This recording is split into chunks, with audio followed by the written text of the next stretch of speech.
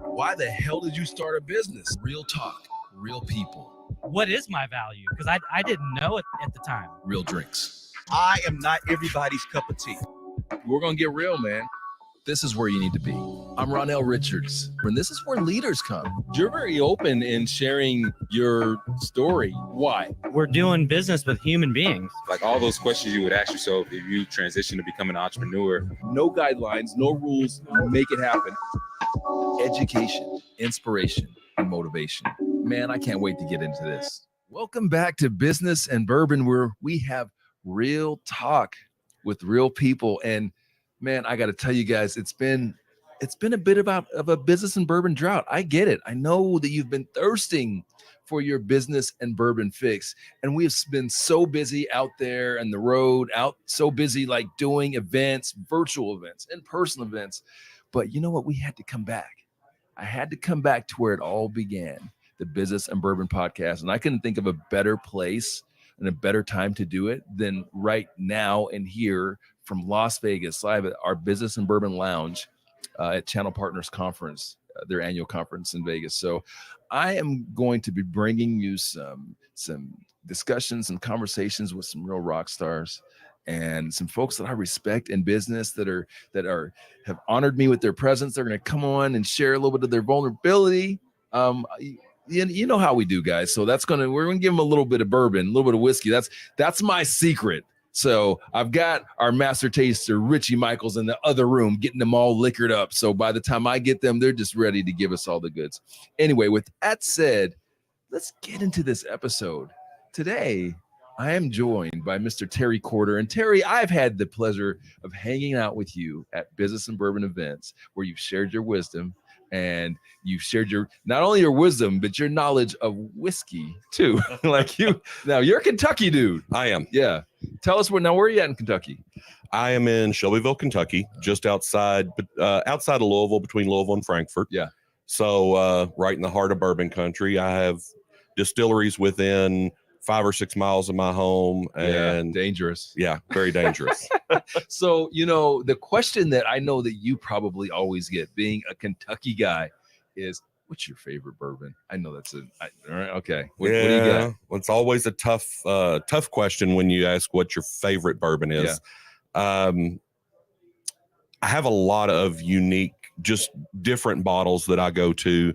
If I just want to sip on a rock, I'll do, everybody likes Blanton's. Mm-hmm. That's the story of the horses and everything. Mm-hmm. That's always good. I've been enjoying Woodford Double Oak. Ooh. So the short bottle, the Double Oak bottle. That's one of Sailor's favorites. Oh, really? Yeah.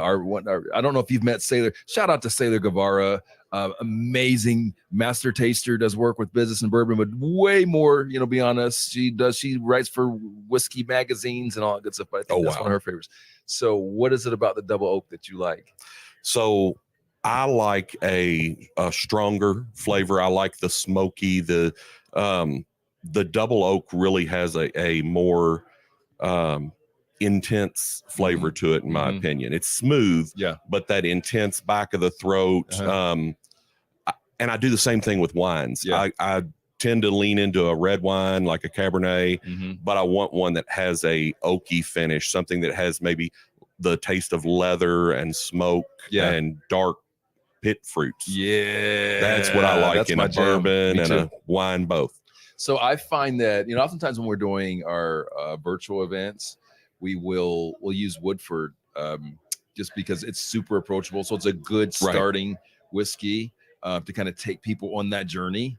So Double Oaked, what do you think? Is that more of the grizzled vets whiskey, or is it approachable in your opinion? Or I think it's approachable, but if you're a new bourbon taster, Woodford is a little sweeter.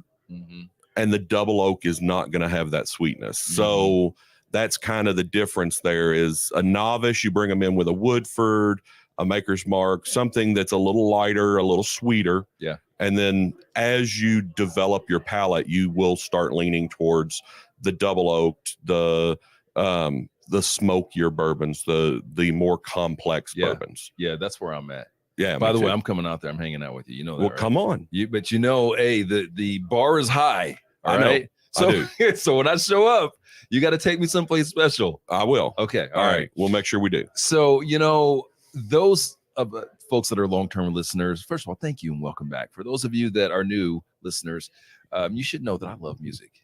I'm a music guy.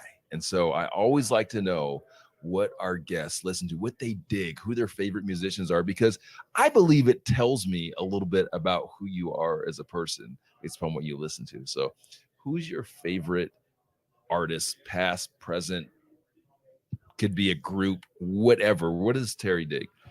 So I listen to music that is as old as I am. Mm-hmm. I tend 21. There's not much 21. great music, right? No, no. I like music from the late 60s, early 70s. Yeah. My wife, I have a playlist, and we have the different devices throughout the house where you can listen to playlists. Mhm. And she had me name mine old man music. So it's Alexa, play old man music. No. And it goes through and plays a lot of that. Probably my favorite band of all time was Led Zeppelin. Yeah. A modern band that sounds almost identical is Greta Van Fleet. Mm-hmm. So I listen to a little of them. I like that type of music. I'm eclectic though.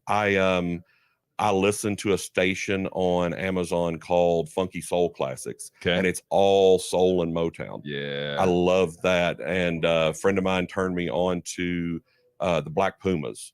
I have never heard. They have it's like a soul funk group, or and newer they're new, or old? Okay. But they have that old soul sound to it. Yeah. So listen to them. I've got shout out to Dave Rogers. He's my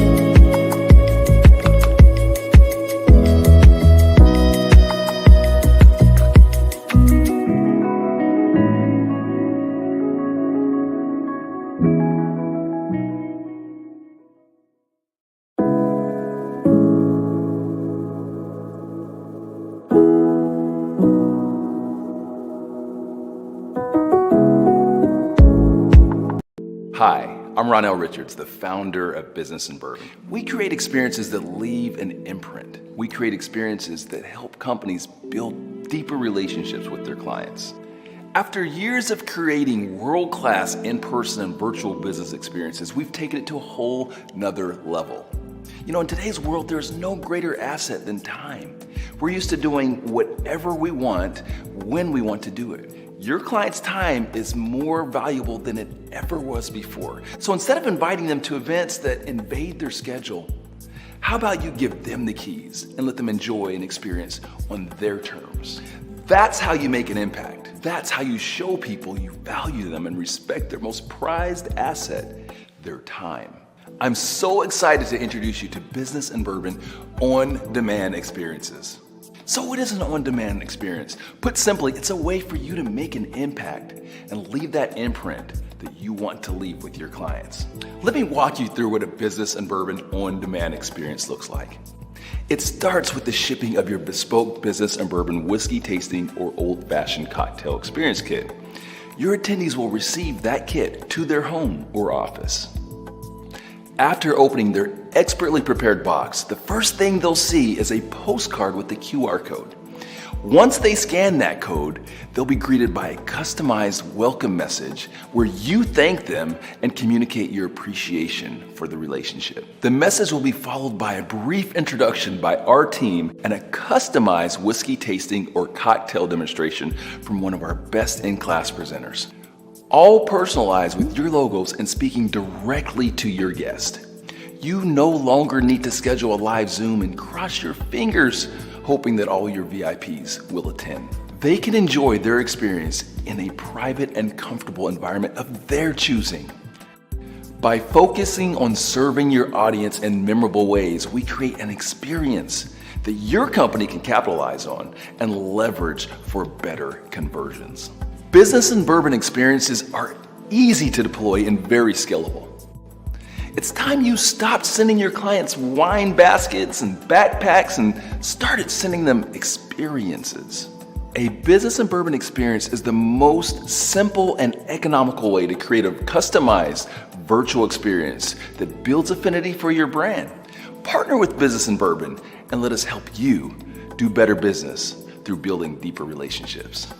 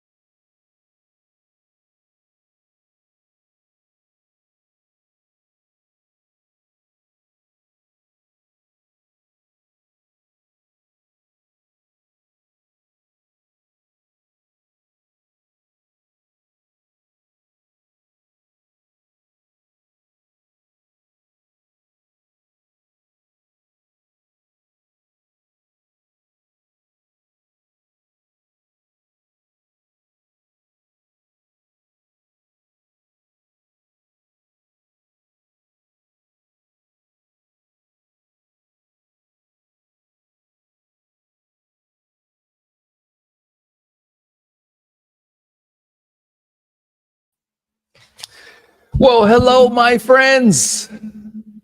Welcome in, everyone. Welcome into this webinar experience. I want to thank you all for taking the time to hang out with us and what I like to call, what is this? This is Friday Eve, right? We're about to get into a weekend. For many of you, a very long weekend as we're getting into Thanksgiving.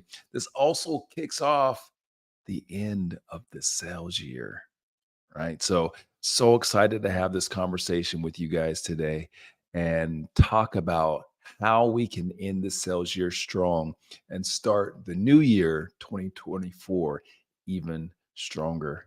So this webinar experience is brought to you by Exposure and Business and Bourbon. So excited to collaborate on this particular webinar and future webinars where we're going to be talking about the things that you guys care about. If you have not been part of a Business and Bourbon webinar experience, the one thing you need to know is that this is all about you. Okay, we want engagement. I want to know where you're coming from. I want to know what your questions are. I want to know what's going on in your world. We want to talk about what you want us to talk about, right? So there is no agenda other than to share and connect and serve the community the very best way that we can. So as we get this thing started, I'm going to start by introducing one of the co-founders of Exposure, my good friend, Kelly Ballou McMillan. She joins us. What's up, Kelly? Hey, hear me? You're live. You're Okay. in. Awesome. Thank you so much. I can't see anything in the background, so I'm just like, I'm here, happy to be here. Yeah, thank you for hosting this webinar, Ronell. Well, I'm excited to do this. This is something that we're looking forward to doing many webinars here in the future. As I said, to continue to serve the community, and not just the Exposure community, but the business bourbon community, and our combined community reach, right, and technology channel and beyond. And so we're going to be really working on creating webinars that are focused on the things that we know that those communities care the most about. So Kelly, if you wouldn't mind, first of all, thank you for joining us today for this. But if you wouldn't mind, I would love it if you could just take a moment and tell everyone a little bit about Exposure and what our mission is. Yeah, so again, thank you for having me and hosting. Exposure, Inclusion, and Diversity Council is one of the Indirect Channel's first business resource groups that's focused on elevating the culture and sustainability of our tech and technology and telecommunications space. And we're trying to do that through creating an ecosystem of the industry's top talent to help newbies into our space through mentorship and education and really kind of navigating this space. Also in collaboration with diversity, equity, inclusion, and allyship initiatives. So we are curating like this special community for people to get together, really share best practices, and kind of like what you're going to be doing in this webinar, talking about how to round the year out well from a sales perspective. That's also needed from a marketing perspective, and from a how do you grow your channel, and as an entrepreneur, how do you move into this space? So we saw a need, we saw a gap in that space from a mentorship, formalized mentorship perspective, and we wanted to fill it. Some of the things that Exposure has done over the last few years as we seek to continue to make strides and impacts on this channel, but some philanthropic opportunities that we've had to give back to communities. As you know, in the channel, we descend on a space, a couple hundred of us anytime we host education sessions. And in Austin a few years ago, we were able to replenish a organization who takes in families who find themselves down on their luck, but they take in the entire family. So we were able to replenish their libraries. We were able to do a couple of community cleanups. We also have impacted our industry events by asking them to put in code of conducts so that we can feel comfortable and safe navigating those spaces and networking. And most importantly, our industry, the brokers kind of in our industry that manage the ecosystem from a contracts perspective with both entrepreneurs and vendors, used to be called master agents. And we wrote a really kind letter to them a few years ago and asked if they could rebrand to something that actually describes what their organization does, which is technology solutions, either broker or distributor. Earlier this year, they settled on distributor. And so that meant that hundreds of thousands of contracts needed to be renegotiated or rewritten to include that language. And I think that, and just creating an ecosystem and a community where everybody can feel authentically themselves, we've made a pretty solid impact on the channel. As we move into 2024, we are going to focus even more on formalizing the mentorship programs, and we have a lot more to come. And as we create that platform, we will be then leveraging our members that have kind of found their ground here in the channel to give back to others that we're recruiting to come into this space. Well, Kelly, thank you so much for sharing the mission. As a board member, I'm super excited about the direction of the organization, and I was super excited to join and be part of the great work that you guys have been doing, and the groundwork that you've laid. And so yeah, it's onward and upward. I want to encourage anyone that's watching this live or on replay, make sure you check out the Exposure website, which is what, Kelly? Exposure, XPOSUREIDC.org.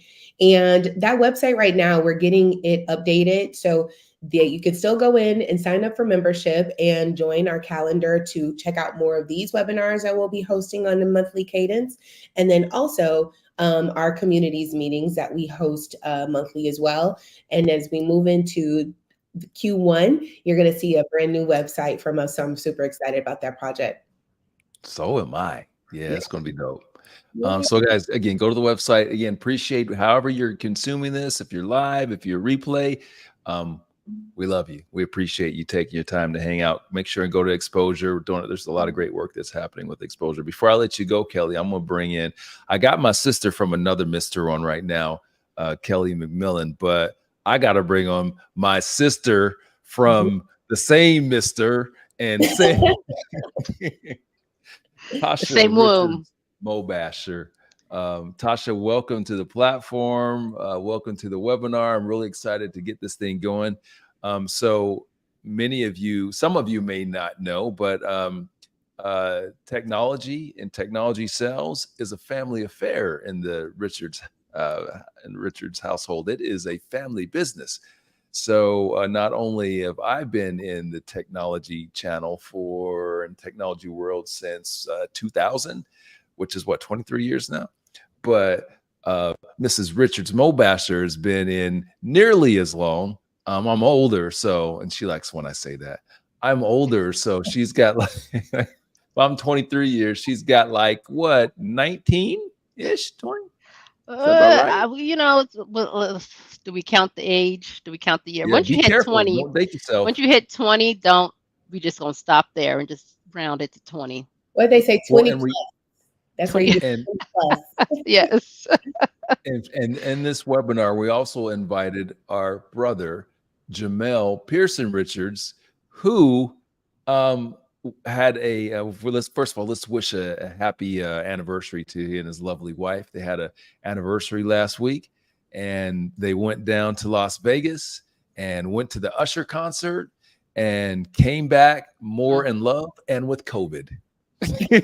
so he's going through it right now. He's having a really rough go. So I want to wish him the very best. He did send us some of his answers to some of the questions and things that we're going to talk about today. So we love you, bruh. We miss you.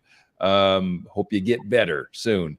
So Kelly, you want to hang out with us for a little bit? I'll hang out with a little bit. Yes. Yeah. We're gonna you're gonna hang out for the first question, and then I'll let you go. Okay. Cool. All right. So Tasha, you were again, guys. You're dealing with right now between myself and Tasha. We've got, we're near. Jesus Christ, I don't think I want to say this, but I'm gonna say it.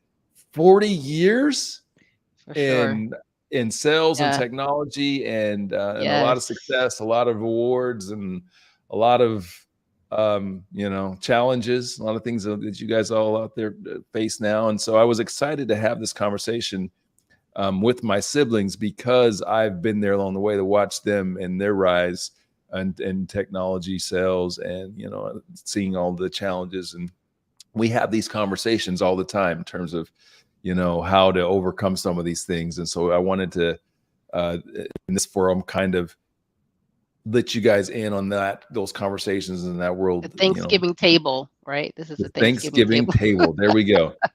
All right. So as we get if I can be invited the next time. Let's go. Yes. Kelly, you're always invited, first of all. Because that sounds like y'all know, again, Kelly is the sister from another Mr. We went out and had a great time with Kelly in Houston, in her hometown. We did a sibling trip and went out there to Houston so we come kick it with Kelly. It was a great time. Thank you for the love, Kelly. Yeah. Thank you. Yeah. All right. So, this is a tough time for a lot of folks, right? Like ending the year and thinking about, the new year. And there's always a lot of challenges in trying to finish out that fourth quarter the way we want to. Kelly, what and I'm going to I'll ask Tasha first. She's a little prepared for this. And then Kelly, I'll ask you, what does in your organization, what does fourth quarter, what is January or December and January typically look like for you? Tasha, I'll ask you first. What does that typically look like for you? Oof, I think all hands on deck is probably the quote unquote for especially November, December, end of year, right? Get everything in as fast as you can.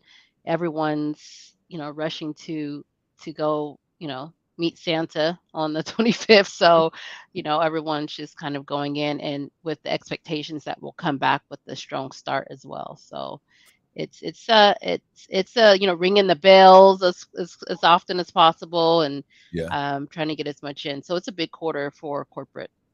Yeah, it's challenging too. Kelly, what about you? What does that look like for you typically? Yeah, in our organization, so it's kind of twofold. So first, to everybody that's out there, in addition to wearing a hat as a founder of a nonprofit in our space and business resource group, I also serve as a director of global partners over at Five9, which is a contact center as a service organization. So at the end of the year, my hats become plentiful. And what I mean by that is that because I'm on the channel side, I hope to serve my internal organization and make sure that they're able to close out some deals. We try to strive for that maybe by the middle of December because we go into what we call like a company shutdown. So everybody can kind of relax all at the same time. But then externally for our partners, that's kind of like wrapping up their year too, right? Making sure that they're good to go. They have either whatever campaigns and things that they're looking to do in the first quarter of the year. We're maybe getting them that content pretty early so they can layer that in so they can get started for the year. And then selfishly for myself within my org, I start to look at the things that I've accomplished over the year. And, everybody has these lists of things that they want to do. And some of those things just don't get done. And so I add that to the list for 24. I at least reevaluate, add that to the list for 2024, and then start to think about what I want to accomplish in the coming year. And so I kind of double down on those three things. I'm helping my sales team internally, I'm helping the partners externally. And then I'm trying to set a guide and a plan for myself as much as I can before going into SCO, obviously, for the beginning of the year and going into the next following year. I love it. So my final question for you is going to be just to, as you're on your way out the door, is to leave a little advice or share something that you do at the end of the year and going into the new year to kind of set yourself up for success. So is there anything else that you'd like to leave everyone with? Like a little. Yeah, I think that. So I'll leave people with two things. Obviously we're in a challenging economic time. And so some of us, I've only been in this space for about 9 years, right? I'm not going to claim 10 years just yet, but I've been in this space for about 9 years.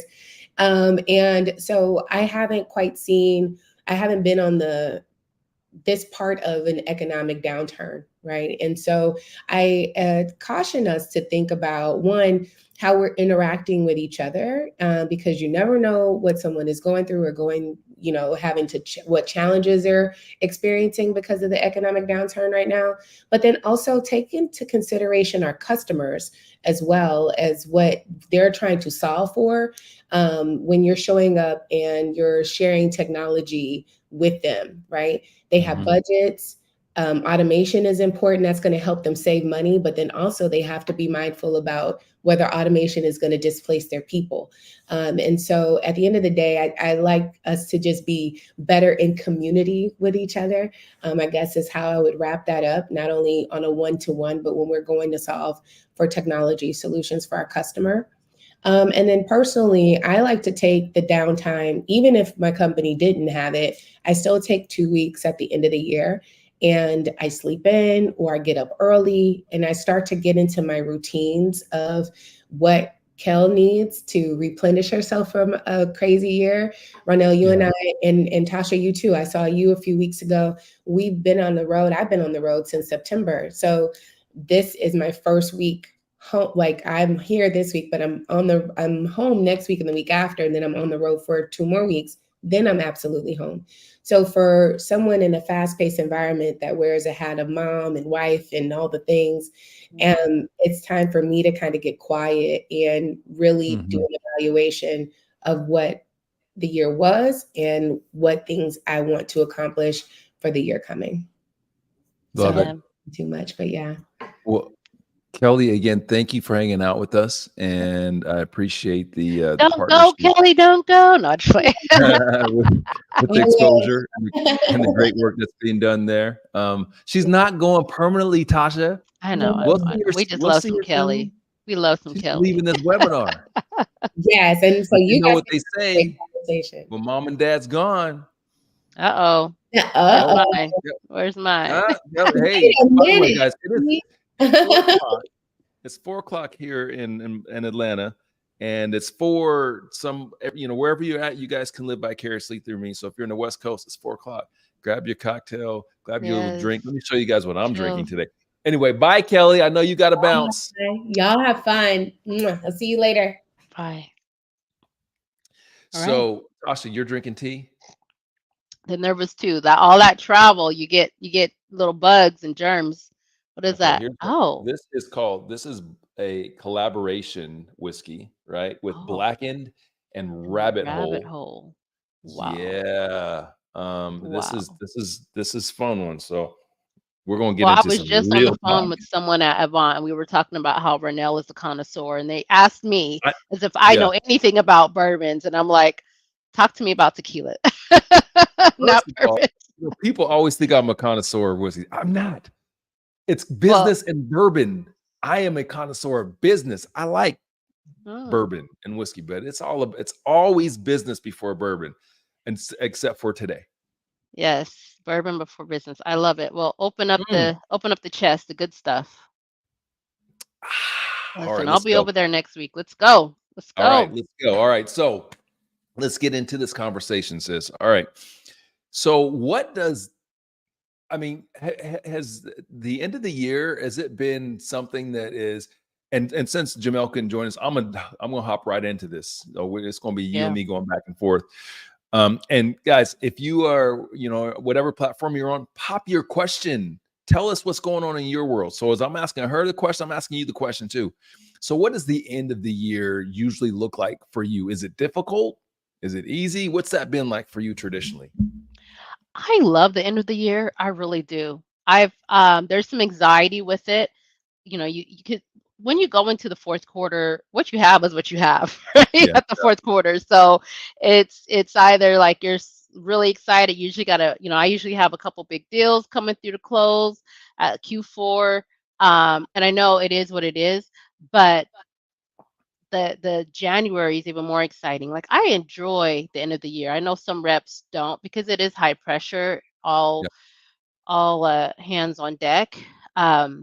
But I enjoy it. I usually have really big October, Novembers. Really typically my trajectory. So for you, has it usually is December a strong month for you? December ends up good. I would say October, Novembers are really, really solid months for me. And then Decembers are good. But the great is November for me, typically. So, for me. For me, Decembers traditionally have been pretty good, even though we're talking about 14 selling days, they've always been really strong. But I heard something, and what it is that you just said that I hope people can take from this is that you said your Octobers and Novembers are strong, December's kind of not.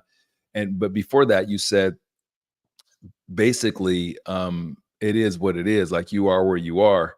So I think that's where so many people are challenged with going into December is running from the truth, accepting the truth. The truth is, listen, this is where I'm at.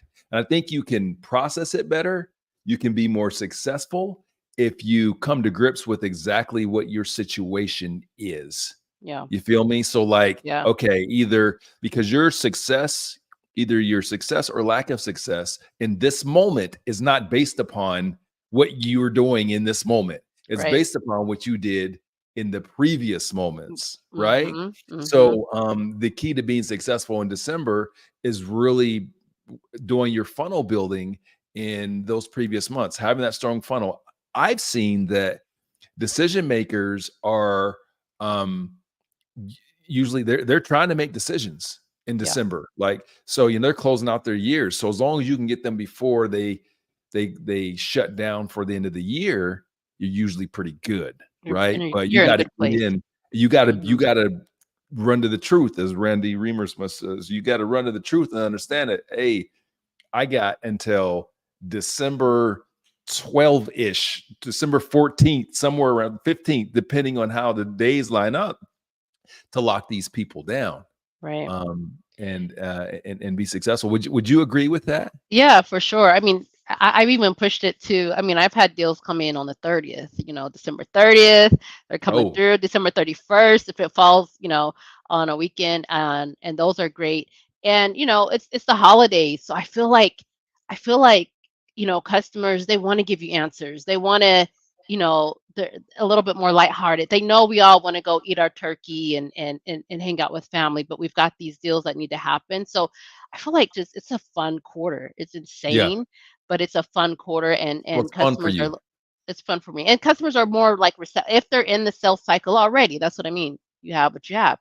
If they're in the sales cycle, you could kind of push them a little bit more, and you could say, hey, you could kind of ask those favors, like, let's get this done. Where are we at, right? We don't want this to end, because the expectation is mutual. Fantastic. I love that. Here's why I love that. A lot of times I've found that sellers are afraid to ask for the business, and they forget that they're talking to normal human beings, right? One of the things that I have coached my sellers on is that, listen, you can't lose what you don't have. People are afraid to ask for the business, for one, because they think they're going to lose the business. But if you don't have it to begin with, it doesn't exist. And number two, to your point, these people are normal people just like you. If you come to them like a normal person, you're like, listen, it's the end of the year. Like, they know all these things, but it's funny because salespeople, they're like tiptoe around it. And by tiptoeing around it, you look and sound pushy, and it comes off bad, as opposed to just being honest with them and saying, listen, it's the end of the year. Trying to finish my year out the right way, finish my quarter out the right way. I'm this far away. And, I find that like, people want to help. Like, it's our nature to be helpful. Like, we want to help. So as long as it benefits us, and again, if you haven't presented a solution that's actually that's bringing value and benefits them, well, then you're wasting your damn time to begin with. You've done a really shitty job with that. You should probably read my book and learn how to do discovery properly. But if you've done that, and you're just like, you got that person that's like, they're teetering off on the edge, like, yo, make that call in that favor, be straight up with them. No, all right, so so that's one of the things that you've used. You've said that, when you're getting to the end of the year, like, you'll just straight up like call in that I don't want to call the favor, but for lack of a better way to put it, I'm just going to say favor. It's not a favor because you're bringing value. Correct. You're making an impact, but you're willing to ask for the business. Okay, so that's cool. So you got your month in. Okay, you got your December in. So again, guys, takeaway from this: go ask for the business. Go ask for the business. Go ask for the business. Run to the truth. Know that you have 15 days or whatever it is. Look at your calendars right now. Like Tasha says, she's closed business on the 30th. You can't depend on that. No. So most of your decision makers, they're out, right? Yeah, that doesn't mean you can't close on the 30th, but prepare yourself for the worst case scenario, which is, hey, listen, come December, whatever it is, depending on the year, 17th, 18th, 20th, whatever it happens to be, they're probably going, based upon what that calendar looks like, they're probably going to be out through the rest of the year. So accept that truth, but then, you can still work, like Tasha says. The best thing, if I could add to that real quick. Yes, please. The best thing that I learned from great salespeople, which I initiated as well, is doing a mutual. Yes, is doing a mutual plan, right? Like, when you're in a opportunity cycle with the customer, create a mutual plan. That mutual plan It's very specific. It has dates and timelines, right? So every time when you're talking to them, if you have a weekly cadence with this customer and you're talking to them, hey, where are we at? See, here's the mutual plan. We're at the PLC stage. Now we're at the, review the contract and agreement stage. Like, keep reiterating that with your customer, with your champion of your account, but having something in document that they mutually agree upon as well. And it makes it easy. It doesn't sound like you're being pushy towards the end, or you don't even have to call in a favor because you're like, look, here's the plan. Where are we at with that? Anything that would prevent us from moving forward each step, so that makes it really easy. Yeah, I love that. So what I'm hearing there is called accountability. It's mutual accountability. So you're setting up accountability between the customer and you early on in the process, which makes that sale happen on a schedule, on a predetermined schedule. Yes. I love that. Mhm. Okay. So all right. So we got to the end of the year. Okay. And we use these couple of strategies. Again, for those of you that are watching this, that we're expecting to hear the magic bullet on how you're going to turn your year around here in the next, 6 weeks, 5 weeks of business, you're not going to get it because it doesn't exist. What I want you to learn from this is that you need to build to this and prepare for this earlier on in the year. That's facts. Somebody else is doing a LinkedIn Live right now and they're saying some other trash. This is facts. They're giving you some fiction, saying, "No, trying to give you a quick fix." There's no quick fix to doing great business. You have to prepare and you got to do the work. And so if you're preparing, doing that funnel building, now these extra couple of strategies that Tasha just shared, they're going to help you to close that business. But it starts with planting the seeds. If you have not planted the seeds, there's nothing there to reap. And as we get towards the end of the year, people are busier with other things. So it gets harder to do significant funnel building in November and December that's going to turn into, quick sales for you. So we've established that. So my next question for you, Tasha, is so we get into January, okay? And January, our decision makers are all getting back into the office like the second week of January because we always got that New Year's thing and that hangover, and we also got okay, everybody's dealing with the hangover. We're dealing with the hangover because maybe we had a couple of weeks off, we're chilling with the family, we're having a good time, and now we're coming back to the office. Our decision makers are doing the same thing, right? They've been with their families, chilling, having a good time, drinking a little bit too much, eating a little bit too much, and now it's time to get back to business. How do you, first of all, before I want to get to that part in between there, before you get to January 1. Yes, to January 1. What do you do in preparation for it? Yeah, so that's a great question, and this is very important for the way the rest of the year will go. I think the first thing that I like to do is clean up. I like to clean up my data. And what I mean by that is, really understanding my scope, right? What is my territory and my accounts, and what's real, what's fake, what's right.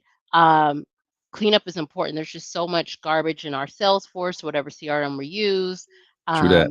I want to have a very, very specific list of who my A, B, C players are going into the new year. Especially if you work corporate, your territories might change. You might get, right, that new year comes around, you might get new territories, new account base, whatever. But I think going into the year in December is what I do is I look at my town, my territory account. Yes, I clean my house up and identify my A, B, C players. I'll also, see what low-hanging fruit I could get for Q1, right? So I'll identify that. Ooh, Well, I got a if you couple wanna of have a really fast good things out of that. Couple of really good things out of that. So you said looking at low hanging fruit. That's strategy. That is strategy. Most of y'all going about your sales career just like trying to outwork the next person, and you're not thinking about strategy. So you said you're trying to identify that low-hanging fruit, because again, going into January, we know it's going to be harder to nail down people. We know that, they're getting into the office slow and that their decision-making process slows down. And so if you have already identified those low-hanging fruit sort of opportunities to prioritize them, you're going to have a better chance of hitting your quota in January. Love that. Okay. The other thing that you said that I love is clean your damn house. Clean your house. And so when you say that, I want people to take that literally. Like It takes 10 hours. I will tell you that. It takes me 10 hours to clean my house usually. 10 hours. Because you saying that, and the minute you said that, and I typed in the chat, clean your house, I'm looking at my desk. Y'all can't see my desk. My desk is a damn mess. And it's because it's all, as I look at it, it's all the year, the buildup of the year. I got sticky notes over here. I got notebooks over there. So like, if you can take that time in that little lull in the end of the year between, in that Christmas time to New Year's, to clean your environment, not just of course, like you said, your CRM and your technology, all that, your email, but clean your environment. It gives you a fresh state of mind and gives you energy, right? Is that what it does for you? Oh man, that's spot on. Yeah, it feels so good. You feel prepped for the year. I don't think you'll have that hangover feeling like, oh my God, here comes January. Like you're ready. You're like, it's cleaned up. I know what I'm doing. Let's You're get getting into it. I love it. I love the clean house analogy. Another thing that I'll do, when I look for that low-hanging fruit, like give an example. Let's say I know that, my company just rolled out a new product and, I'm looking through my customer base and I'm like, man, these 3, 4, 5 companies will be great for it, great fit for it. And if I have relationships in there, I'll just put a calendar invite and I'll book it. I'll send it to them. Hey, January 7th, let's meet. And I send it out. I will tell you, this is like number one key success that I love, because they'll either ignore you, but you'll usually get a response. They'll either say, Tasha, not ready, not now. Or they're like, oh, sure. It's 1 or 2 answers when I send out a calendar invite.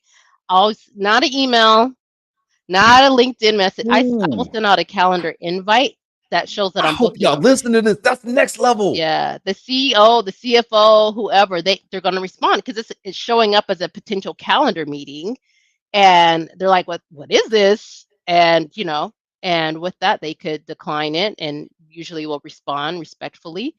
But I love that. But that's for definitely low-hanging fruit, right? Accounts that or you know that there's a great fit for something specific. You want to show them a specific solution or do an account review. Just book it out on their calendar. They're really usually willing to accept it in January. They'll accept the meeting. That's next level. What's the worst that could happen? The worst that could happen, folks? They ignore you. They say, "Don't talk to me again." I mean, that happens, but it's very rare that they say, "Don't talk to me." It happens. Yeah, that's great advice. But you know what? Here's how I feel about the sales game.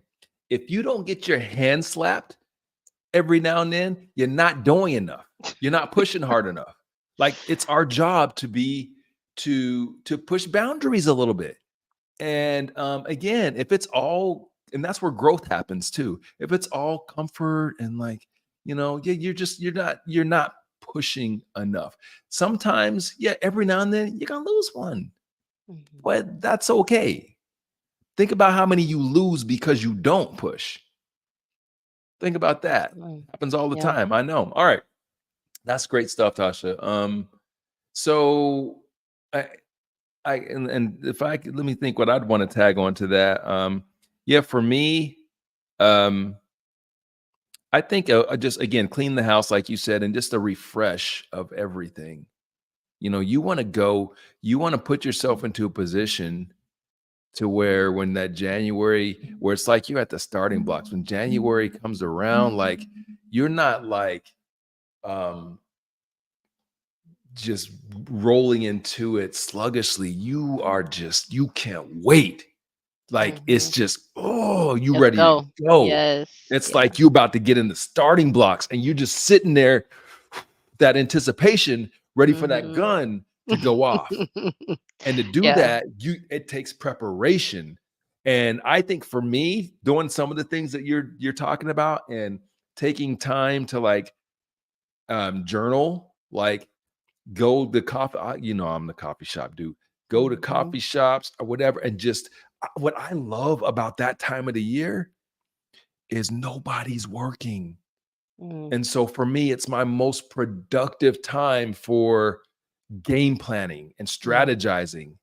And so that re-energizes me because all the rest of the year, everybody's working, it's frenetic. Like I get a lot of my quality work done, Tasha, on Saturdays, right? Mhm. Because Monday through Friday, it's just a battle, right? Like there's emails, there's texts, there's phone calls, whatever. And so you kind of work in between your emails and all that stuff, right? Yeah. And that is the least efficient work you could possibly do. There's studies that have been done that when you take your focus off of whatever it is that you're doing, it takes like 15 to 20 minutes to get back to that same level of effectiveness. That makes So think sense. about that. If I'm working on a project, and then there's an email, we got constant distractions. Our work just sucks. So for me, Saturday is that time where I get every Saturday, I'm getting like 3 to 4 hours of work in. And I mean, it's good, but it sucks because I work down there 7 days a week, every week. That's not great. Don't recommend it, but it's what I got to do. Anyhow, that Saturday work, as I call it, is the most efficient work of the whole year. Wow. I'm sorry, the whole week Wow. for me, because it's not distracted.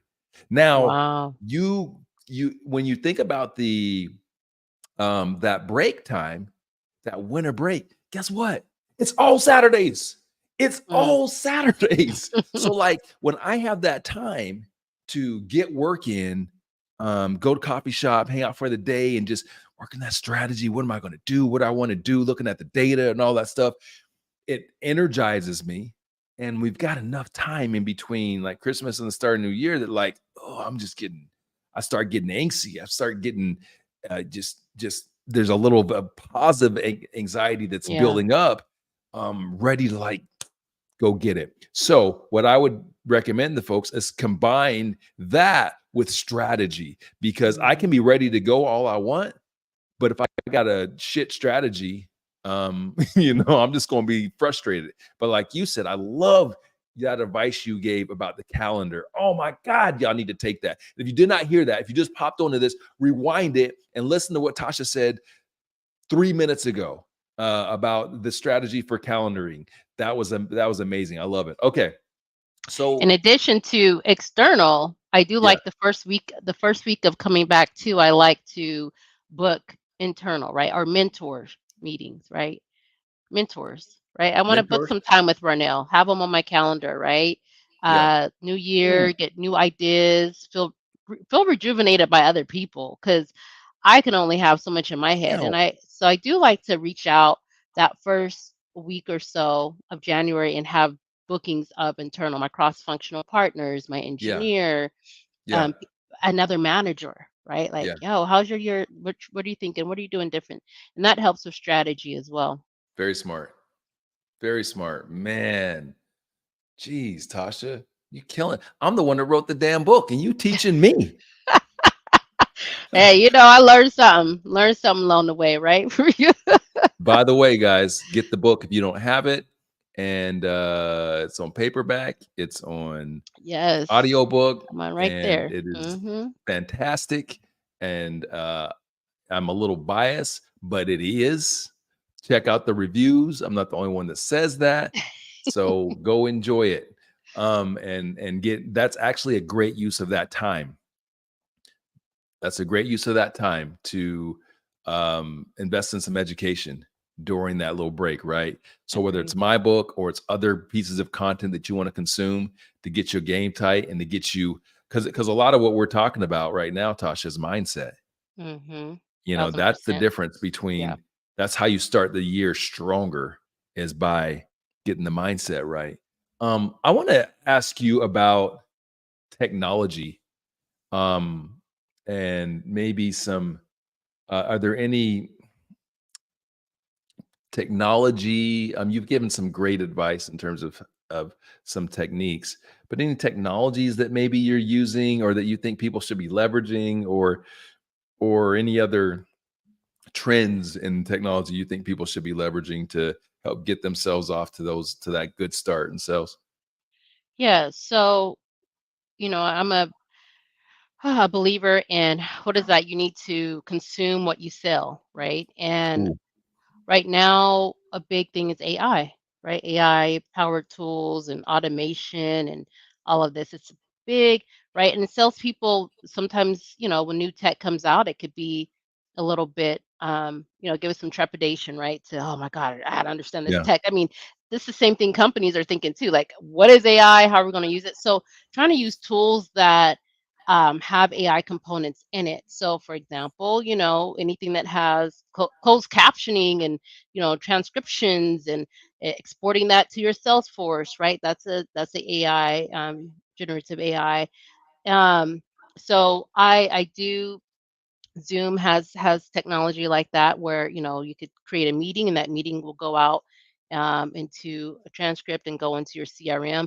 That way you have something to talk to your customers about, right? Like use some sort um, of the technology. I also like and I'm a big on technology, but when it comes to building your pipeline, building relationships, that stuff has to be as personable, customized as possible. Guys, I'm going back. I'm knocking on doors. Not knocking on doors literally. Well, kind of, yeah. I will go see my customer in person as well. Like, people are going back, they're back in the office, if not every day, 3 times a day. I'm going in there giving them a gift or dropping off my business card to them.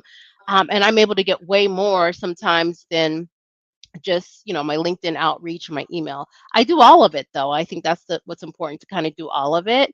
But be the thought leader, right? If you're selling technology, show them technology, right? If you're like, I did an email. I sent an email to a customer prospect, I should say, and I recorded a demo for him. It was 60-second demo with my face and a demo in the background. And I couldn't get a hold of the CIO for a long time, but I sent him this video and I said, hey, I did a custom demo for you. I haven't been able to catch you for a demo, so I'm just doing a demo for you. And it was a customized, and he responded. He responded to it, right? So use technology in our favor to help customize conversations. If AI is big, talk about AI, use AI. And then, of course, just the fundamentals, right? Knocking on doors and seeing people, I think they appreciate that. Yeah, Tasha. So I agree, and I'm going to add to that. So as we talk about AI, like everyone's talking about AI, and there is an advantage, and there is an opportunity that most of you guys aren't probably thinking about. See, what happens when technologies like AI disrupt like this? There is a whole lot of adoption and a whole lot of shitty use of it. Okay, lazy use of it. This is most times when technology, advances like this, people take those technologies and try to use it in ways to do less work. Which, by the way, using it for less work is not bad. It's bad when your focus on how you use it is simply focused on doing less work and not the ultimate outcomes that you want. Okay. So, which the outcomes that we all want is, we don't just want to do less work. We want to make more money. We want to make more sales. We want to close more deals. So I'm going to give you guys some strategies specifically on how to use this stuff, how I use it every single day. Okay. If you have read my book, you will understand that my whole philosophy on sales and on really comes down to understanding what matters most to your customer. And you understand what matters most to your customer by doing amazing discovery. Okay. One of the biggest challenges in discovery for us is that it's us. It's our brains. We're constantly thinking of when you're talking to someone and you're asking them questions, you're constantly thinking about, what am I going to say? How am I going to respond? Instead of just shutting the hell up and taking that data in. So what I teach in the book is the importance of note taking during discovery, right? Take notes because it helps us to comprehend more. And then take that away from the meeting. And then that's when you create your solution. Now, leveraging AI and technology specifically, I use Fathom Video. I'm gonna put that into the chat for you guys. Fathom.video. Okay. So I leverage this because I use this on every single one of my Zoom meetings, all of them. Okay. And what it does for me is like what Tasha's talking about, that Zoom plugin. But I think that it's selfishly, I think this is better than anything else I've used out there. So Fathom Video is an app on the Zoom marketplace and everything. So it can plug, it can run over your Zoom, it can run over your Google Meets or whatever the hell they call it. It can roll over Microsoft Teams, all that. Okay. And so what it'll do is record your whole meeting. It will transcribe all of it with really great accuracy. And it will also create summaries. So it creates summaries. So it says, hey, listen, at this point in the conversation, 3 minutes and 36 seconds in, Ronell and Tasha, we're talking about this. And then you can click on that hyperlink to go directly to that point in the video and rewatch it. So here's the power in that. Again, with discovery being the most important part of the sales process. And it is, if you don't believe me, read the damn book. It's important for us to get as much information, ask great questions, get as much information as possible, and be able to decipher and work through that information that we receive to create a great solution that nails it for us, that closes the deal. So this does it for us. For you guys, they're probably a lot like me, that like I have a hard time like focusing my brain all the time on everything somebody's saying. This does it for me. And so now I can, after the call, I can go and I can review that data. And I can review it in a very efficient way, because if it was just transcribed, that don't help me a whole lot because it's just transcribed. There's still a lot of data for me to read through. Right. Having those individual summaries, that does it for me. Okay. So there's that. Here's the next thing. It's going to get you off to a great start and you'll knock it out the park. And most of you guys that are watching this on live or replay aren't going to do it. But I'm telling you, I've been telling y'all for 5 years. That is personal video. Yes. I've been Yes. doing Love personal it. video for 5 years, and I've been preaching to y'all. If you want to know how to do it, there's a course on businessandbourbon.live in our courses on that I did in collaboration with CoVideo to give people some instruction. But it is an absolute game changer. So I said 90, and it's not brand new. And 90% of y'all, like I just said, aren't going to do it, which means that the 10% of you that do, it's going to be magical for you. Fire. You put me on to that. You put me on to it. I started seeing your videos come through an email and stuff like that. And I'm like, okay, I'll clickbait that, right? I won't click an email, but I'll clickbait your video. I'm like, okay, this guy looks like he knows what he's talking about. And I remember I asked you, it was probably this time last year, I think, maybe a little over a year ago. I remember asking, what solutions do you use? Yeah. You told me, I got on it, and it has been a game changer. Video, game changer. And it's going to continue to be, Tasha, because people are lazy with adoption of it. Even when they're buying it, at times they're just not using it because they're too concerned about, how do I look? Man, what you want to look like is a human being. Yeah. Throw a wig on. I tell people, throw a wig on. I change wigs sometimes. Like, this is my real hair, but sometimes I put wigs on. I make it fun. I will say in LinkedIn, I use LinkedIn video a lot, right? They could on my mobile. So I'll put on a quick little wig and it'll be bright red and no whatever. Way. You do that? I have. And then I'll be like, A/B test it. I'll A/B test it. Like, do people care if I'm a redhead or It's That's funny. Hilarious. Oh, shout out to our father. He just tagged in the comments on Facebook. Oh, that's great. Big Al, Alfred Richards, Alfred Delano, our father. We love you, Dad. And thanks for watching us. Okay, so you got anything? It's time to wrap this bad boy up, T-Dot. I could do this all day because Yeah. I love talking to my sister, talking about sales and business and it's what we know. It's what we were born into. Shout out to Al Richards.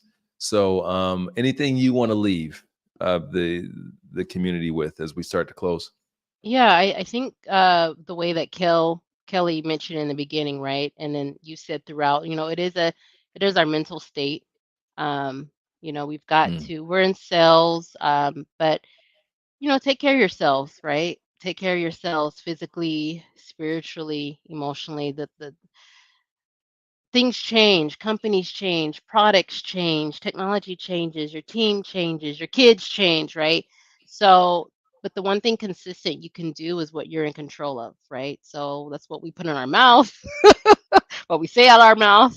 And I just think like just the health, right? The mental health in general is really important. I just want to say, I want to wish everyone, some time to decompress over the holidays and relax and have fun, but have a game plan. That way, when you come into it January, you're ready, and there's no stress. It will be fun.